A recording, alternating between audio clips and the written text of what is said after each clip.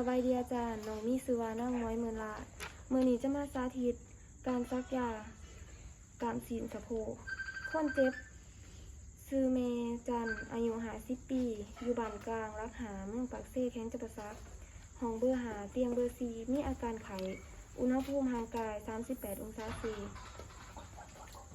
สบายดีนี่แม่จันบ่เด้ด้วยอายุ50 ปีแม่นบ่ลูกมีชื่อว่านั่งน้อยเมือนลาดเป็นนักศึกษาพยาบาลปี1ลูกจะมาซักยาเพื่อลดอาการไข้ให้แม่เด้อด้วยล้างมือหาขั้นตอน